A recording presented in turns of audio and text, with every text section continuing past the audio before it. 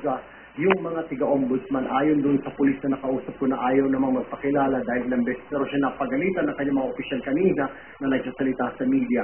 But anyway, so yan ang pinaka-latest na ongoing itong dialogue na sa pamamagitan ng telepono ni Captain Mendoza at saka ng ombudsman. Hindi lang matukoy kung ito ba ay si Ombudsman Mercedes Gutierrez, pero ang sabi nga ng mga pulis sana nga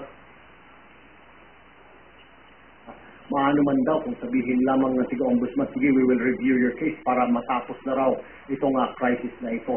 Dahil, ayon pa sa isang source ng News 5, hanggang 6 o'clock lang ang binibigay dito kay Captain Mendoza. Pero they don't want to tell kung anong klaseng action ang gagawin nila para matapos ito ng 6 o'clock.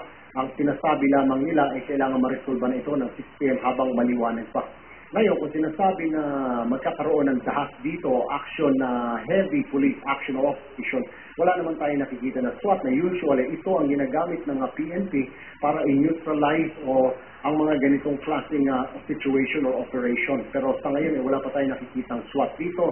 Tanging mga uniform na PNP officers lamang ng Manila Police District ang nasa harapan ko at nasa gilid ng bus na ito na nag-aantay din sa mga oras na ito.